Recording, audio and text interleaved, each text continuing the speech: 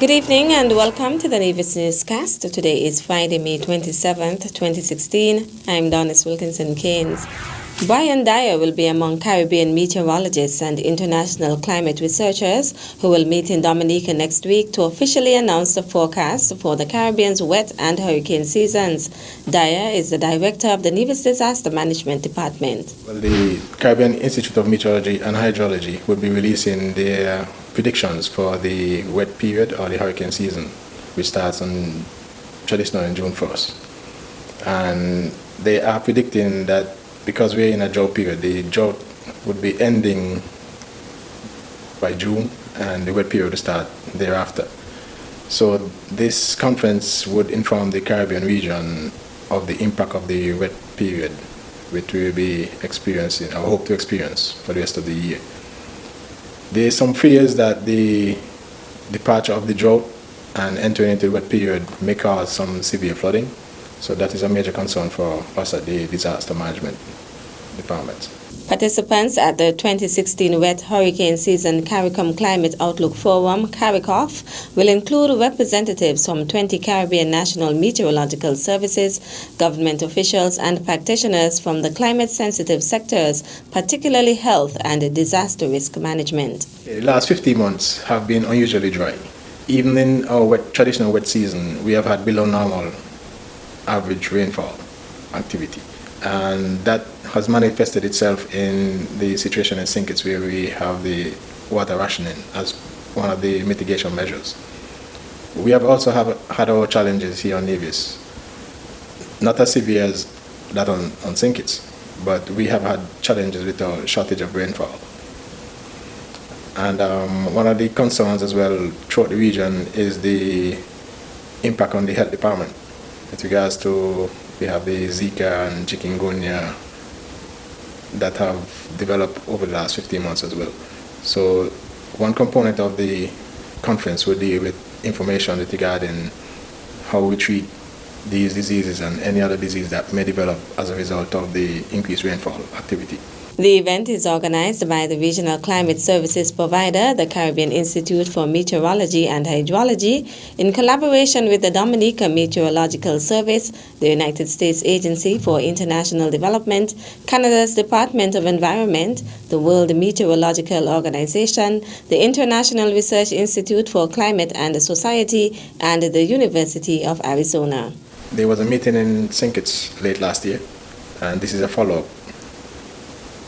which will provide the forecasters and the Met Department, disaster management officials, health officials with information with regards to products that are being developed at the Caribbean Institute of Meteorology and Hydrology and how it would impact our planning going forward. CARICOF will take place on Monday 30th and Tuesday 31st May at the Fort Young Hotel in Roseau, Dominica.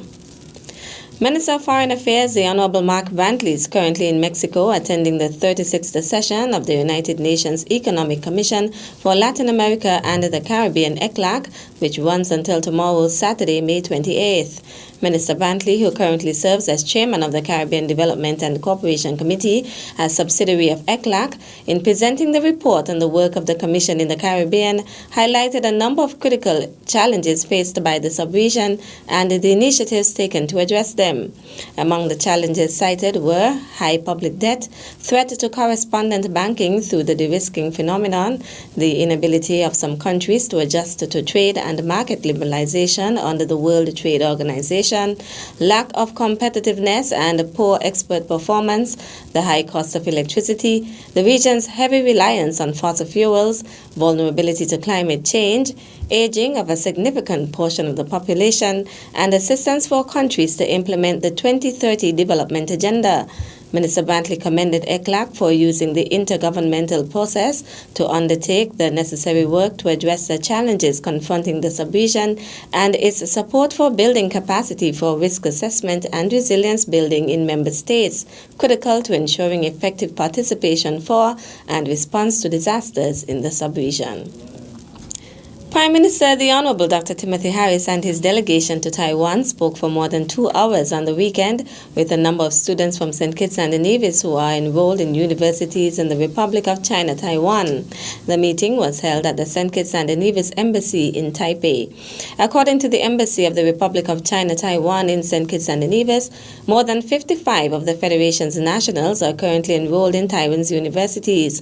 42 of them are scholarship recipients.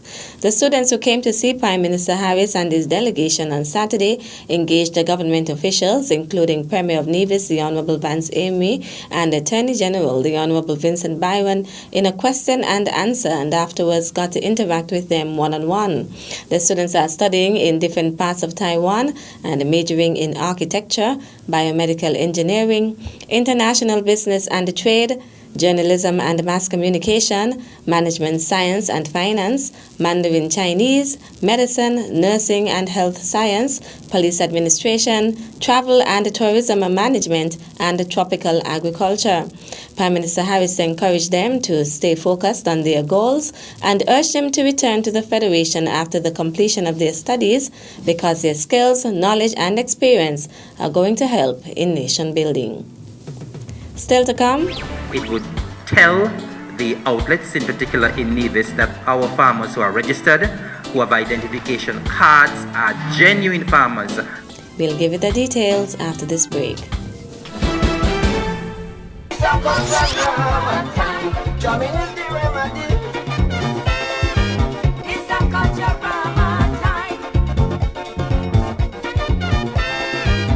Celebrating the old, showcasing the new. Culturama 42. Regional HIV Testing Day is Friday, June 24th, and free testing is available here so you can know your status. Getting an HIV test is a smart and responsible thing to do for your well-being and that of the ones you love. Get info from iliveup.info on the web. Regional Testing Day for 9 years, an initiative of the Caribbean Broadcast Media Partnership, supported by PANCAP and Scotiabank. Are you positive? You are negative. Live up today. Community development activities build stronger and more resilient communities. Come you, come me, come let us unite and make a better Division community. Our community, our commitment, our concern. Welcome back. A mother of 4 was yesterday sentenced to time served following her trial for manslaughter. Justice Marlene Carter has opted to send Jacqueline Gomes home to her family instead of sending her back to jail for killing her partner. Gomes was initially charged with murder for the January 27, 2013 stabbing death of her boyfriend Lindsay Williams. The charge was subsequently reduced to manslaughter as her court-assigned defense team mounted a case of self-defense. Gomes pleaded guilty to manslaughter in March. At her sentencing hearing Thursday, the judge noted that according to the probation officer who interviewed Gomes for a social inquiry report, her remorse could not be put into question. The report indicated that Gomes had long suffered physical abuse at the hands of Williams. Dr. Henry Brown QC pleaded for justice tempered with mercy for his client, saying the 43-year-old mother of 4 was not known to be a rowdy person and had never been in trouble with the law.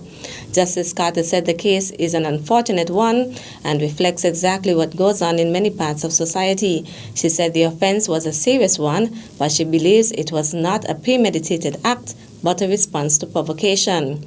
Gomes had been on remand since February 2013, and considering that a prison year is calculated at 8 months, Justice Carter said the defendant had already served about 5 years incarceration.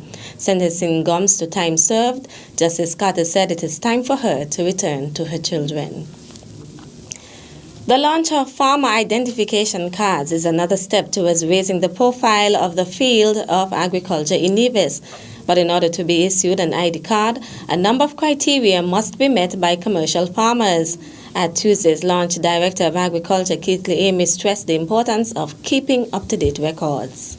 Some of you go to the bank asking for a loan to do some little agricultural work. But little do you know that while you're out there waiting, the bank is calling me